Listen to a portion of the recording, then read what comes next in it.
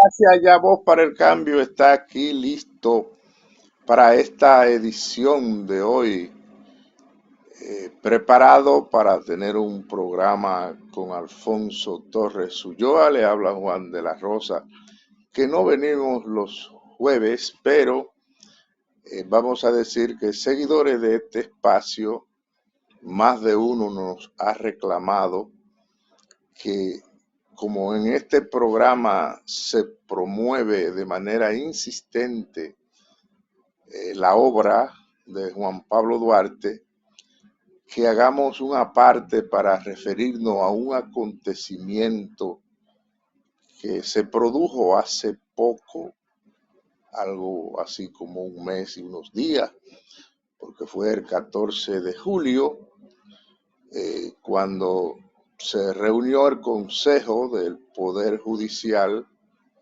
y en esa sección hubo un voto disidente del magistrado Manuel Hernández Victoria. Nosotros sí hemos aceptado con mucha satisfacción, los amigos que siguen este espacio y que están muy pendientes de los movimientos que se producen en el ámbito del Poder Judicial y en ciertas medidas basado de manera principal en el compromiso que tiene este espacio con el ideario de Juan Pablo Duarte, que todos los días en su propia promoción está relacionado con ese mensaje que se transmite. En la propia promoción se hace mención de Juan Pablo Duarte. Ya tengo ahí a Alfonso Torres, con quien pretendemos hacer esta edición, digamos que especial, para cumplir con los amigos que nos han estado pidiendo que digamos cuál es la opinión del magistrado Manuel Hernández, que es juez de la Suprema Corte de Justicia, pero dentro de su función es miembro del Consejo del Poder Judicial. Alfonso, gracias por la oportunidad de compartir espacio hoy. Saludos, Juan Francisco, me disculpo, tengo un teléfono que no lo conozco y no tengo la manera de la horizontalidad para difundir las imágenes, así que por lo menos, si no me ven bien, me escuchan. Muchas gracias por la invitación. El magistrado Manuel Hernández Victoria nos tiene acostumbrado a postura ética en una larga carrera profesional y en el ámbito de la administración de justicia. Así que en lo personal no me extraña este voto de Manuel, de un contenido profundamente ético, profundamente duartista. Es interesante los razonamientos que él hace y lo hace en un documento que tiene unas 10 páginas. Sí, 10 páginas tiene. Tengo 5 hojas de ambos lados, bastante explícito, amplio, fundamentado jurídicamente. Es un documento para estudio, es un documento fundamental para conocer, para aprender de lo que debe ser la ética en la administración pública y sus reglamentaciones. Por ejemplo, en la tercera página, Manuel dice una cosa muy concreta, además de que hace una cita sobre de Emilio de Olivos Rodríguez Huertas, y luego él hace un razonamiento. En el primer párrafo, Manuel dice: el artículo 110 de la Constitución establece una prohibición expresa dirigida a todas las instituciones públicas y entidades que administran fondos públicos, al disponer que, abro comillas, o abre comillas Manuel, ninguna institución pública o entidad autónoma que maneje fondos públicos establecerá normas o disposiciones tendentes a incrementar la remuneración o beneficios a sus incumbentes o directivos, sino para un periodo posterior al que fueron electos o designados. La inobservancia de esta disposición será sancionada de conformidad con la ley. A propósito de ese artículo que está consignado en la Constitución, nosotros siempre hemos dicho, aun cuando no lo estuviera en constituciones anteriores, que no es ético que nadie legisle para beneficio propio. Porque siempre que veíamos que los señores legisladores se aumentaban ellos el salario, aprobaban una ley para aumentarse el salario, nosotros decíamos, eso es inmoral. Nadie debe, nadie puede legislar para el beneficio propio. Entonces, este artículo deja abierta una posibilidad, pero no para el periodo en que usted fue electo, sino para el porvenir, para los otros. Rodríguez Huerta, a propósito de ese artículo, Manuel lo cita en un párrafo, dijo, la prohibición contenida en este artículo es una reacción de los asambleístas a prácticas ejercidas fundamentalmente en organismos autónomos y descentralizados del Estado que, haciendo un uso abusivo de sus atribuciones y ante la debilidad del sistema de control que debe ser ejercido en relación a los mismos, se conferían beneficios irritantes. No es que se conferían, es que se siguen confiriendo. Además, el asambleísta estableció, pero no lo estableció para ello. Yo voy más lejos que Olivos Rodríguez Huerta, porque cuando él dice el asambleísta, se está refiriendo a los legisladores. Cuando constituido en asamblea, modificaron la Constitución en el año 2010 y que luego lo hicieron en el 2015. Entonces, ahí hay una cuestión de carácter ética. Y Manuel Hernández Victoria pone el dedo en la llaga. Y a mí no me ha sorprendido para nada, porque ese es Manuel Hernández, siendo Manuel Hernández. Coherencia con principio duartista. Por eso Manuel dice, en el párrafo siguiente del documento, la voluntad del constituyente no quedó circunscrita al plano declarativo. El propio legislador asumió esa prohibición como un mandato vinculante para el funcionamiento del Consejo del Poder Judicial, reproduciendo ese límite dentro de su régimen orgánico desarrollado por la ley número 28-11, orgánica del Consejo del Poder Judicial, en su artículo 11, al establecer, y lo cito, abro comillas, los miembros del Consejo del Poder Judicial, en su artículo 11, los miembros del Poder Judicial no podrán, los miembros del Consejo del Poder Judicial no podrán disponer ascensos en el escalafón del Poder Judicial, mientras que el artículo 12 dispone que los miembros del Consejo del Poder Judicial no podrán disponer el aumento de su propio salario, sino para un periodo posterior al de su ejercicio, conforme lo dispone el artículo 140 de la Constitución. Todo esto nos remite, por supuesto, a la ética duartiana de la administración pública.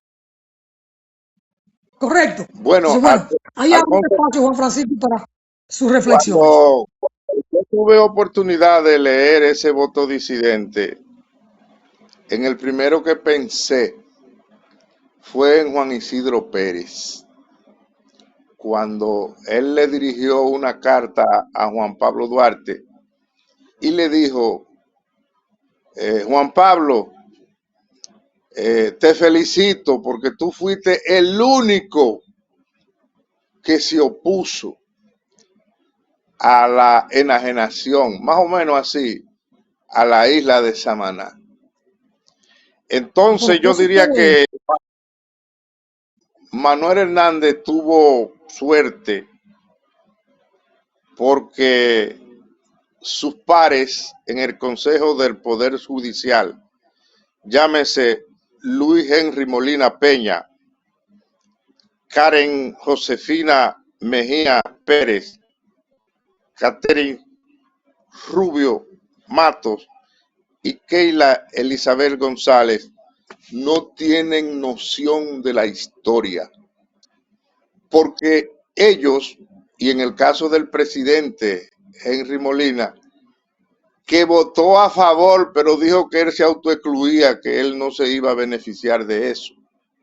Pero por el amor de Dios, en este voto disidente está demostrado que eso está prohibido por la Ley Suprema de la Nación, por la Ley Orgánica de la Suprema Corte de Justicia y por la Ley 105 del 2013, que tiene que ver con los servidores del Estado. Entonces, ¿cómo es posible que donde debía estar la cumbre del pensamiento jurídico, que es la Suprema Corte de Justicia, porque ellos están para evaluar las decisiones de los tribunales inferiores? ¿Cómo es posible que se haya cometido un yerro de esta naturaleza? Esto para mí es inconcebible.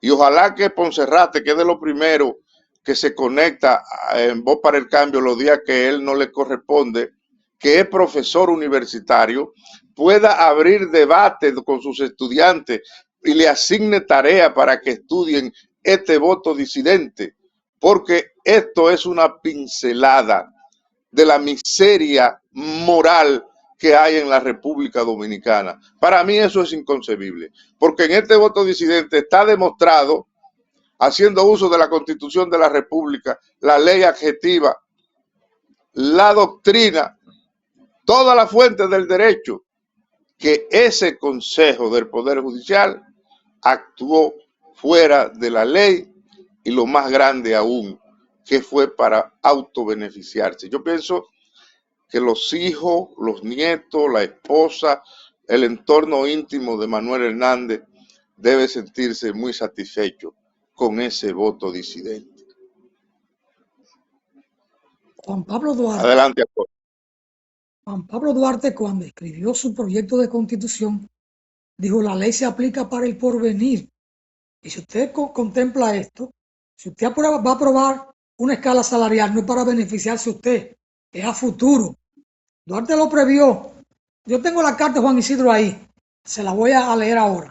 Pero Manuel Hernández Victoria, en un párrafo maravilloso, lo establece muy claro, y lo cito: en esta misma dirección, el artículo 155, párrafo 1 de la Constitución y el artículo 6 de la ley número 28-11 evidencian que la condición de consejero, siendo miembro del Consejo del Poder Judicial, no constituye una categoría funcional autónoma, sino una función temporal inseparable de la investidura judicial previamente ostentada.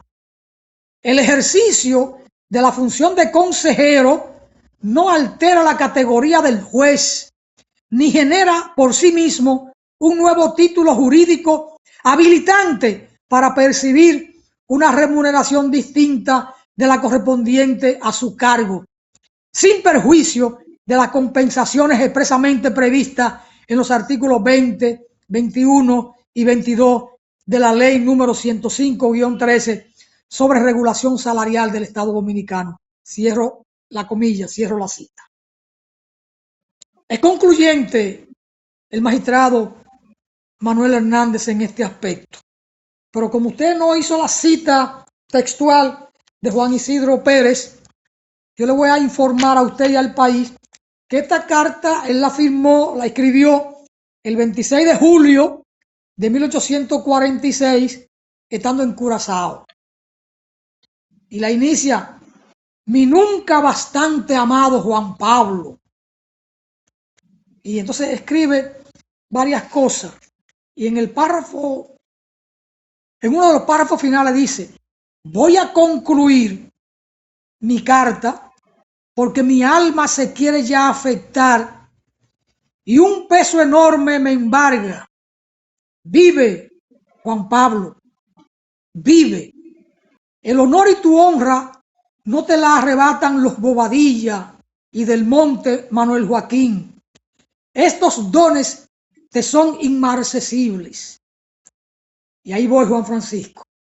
La historia dirá, fue el único vocal de la Junta Central Gubernativa que con una honorabilidad a toda prueba se opuso a la enajenación de la península de Samaná cuando los que te expulsaron, cual a otro Arístide, conspiraban a sacrificar el bien de la patria por cobardía, abyección e infamia.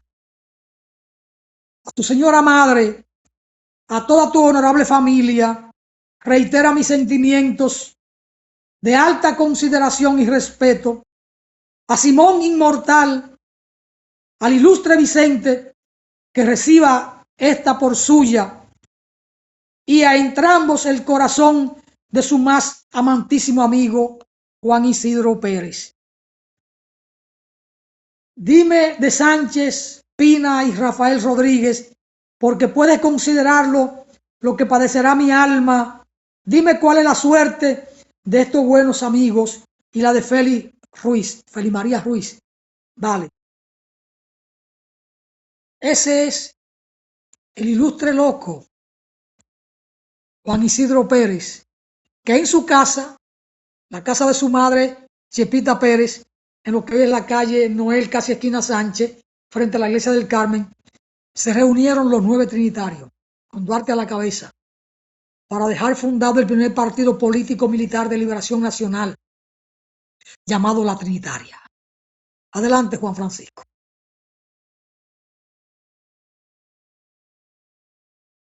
Juan Francisco. Natanael, sigo yo en el aire. Juan Francisco se marchó. Pausamos, Natanael, si corresponde.